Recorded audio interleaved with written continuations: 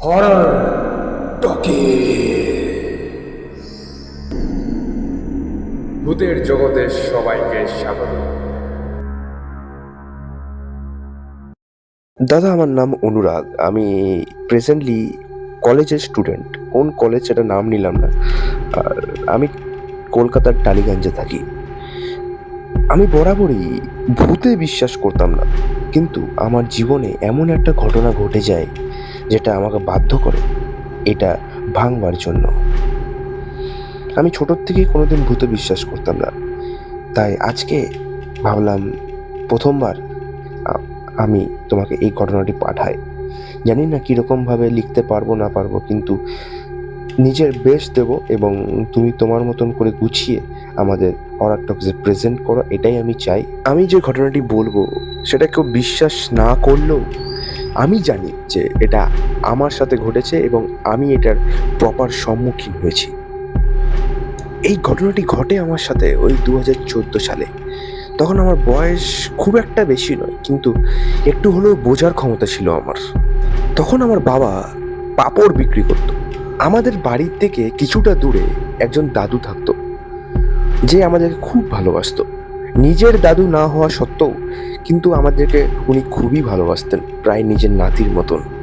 ওই দাদুর এক বিশেষ জ্ঞান ছিল, বা বলতে পারো বিশেষ ক্ষমতা ছিল।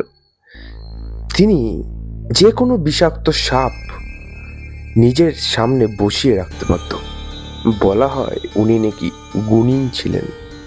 একদিনের কথা, দাদুর হার্ট অ্যাটাক হয় এবং আমরা খবর পাই, এবং আমাদের পৌঁছানোর আগেই দাদু গত হয়। এই পর্যন্ত কিচ্ছু হয়নি। দাদুর সৎকার্য সম্পূর্ণভাবে এবং ভালোভাবে সম্পূর্ণ করা হলো। এরপর থেকে শুরু হয় অদ্ভুত উৎপাত। আমাদের বাড়ির সামনে অনেক পাড়া প্রতিবেশীরা আমাদেরকে বলতো যে রাত্রেবেলা কেউ নাকি আমাদের বাড়ির দিকে সমানে তাকিয়ে বসে থাকতো কেউ। আমরা প্রথম প্রথম এত গুরুত্ব দিইনি, কিন্তু আস্তে আস্তে যত দিন যেতে যায় তত আমরা শুনতে পাই রাত্রেবেলা কেউ হাঁটার শব্দ আমাদের বাড়িতে। আমরা যখন ঘরের জানলা খুলে দেখতাম যে কেউ আছে কিনা, কিন্তু তখন কাউকে দেখতে পেতাম না। একদিন আমরা সকালবেলা উঠে দেখি আমাদের বাগানে যে ধনেপাতার গাছটা রয়েছে সেটার উপর বিশাল বিশাল বড় বড় জুতোর ছাপ। কিন্তু দাদা, তুমি বিশ্বাস করবে কিনা জানি না, সেই ধনেপাতার গাছগুলোর কিন্তু কিচ্ছু হয়নি। মানে স্বাভাবিক, তুমি বুঝতে পারছো হয়তো যে কোনো কারুর পা যদি কোনো গাছের ছোট্ট প্রকৃতির গাছের উপর দিক দিয়ে যদি কেউ চলে যায়, সে গাছ সহজ আর বাঁচে না, কিন্তু ওই ধনেপাতার গাছগুলোর কিন্তু কিছু হয়নি। এই দৃশ্যটা আমাদের পাড়ার সকলে দেখেছে। এরপর থেকে আমরা আতঙ্কিত হয়ে পড়ি, আর পাড়ার সকলে সন্ধ্যের পর থেকে আর বাড়ি থেকে বেরোয় না। আর আমরাও ঘরেই থাকতাম, তাই আমরা অদ্ভুত অদ্ভুত সব জিনিসপত্র ফেস করতে থাকলাম।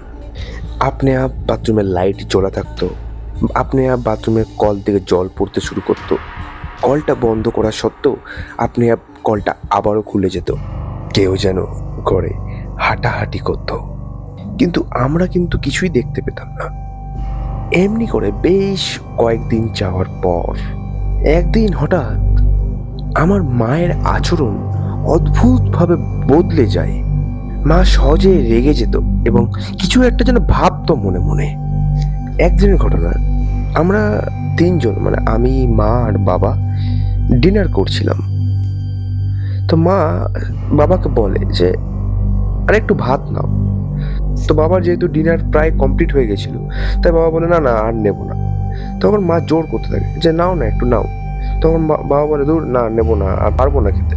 তখন মা একদম রেগে যায়, রেগে গিয়ে বলে তুই খাবি না, আজ তোকে খাবো আমি। তখন ছুরি দিয়ে বাবার দিকে আসে, বাবাকে কোনো রকমে মেরে ফেলতে চাই।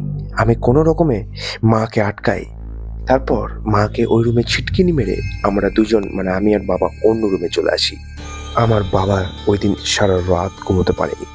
তুমি বিশ্বাস করবে না দাদা, আজ পর্যন্ত মা বাবার উপর ভারী গলায় কোনোদিন কথা বলেনি।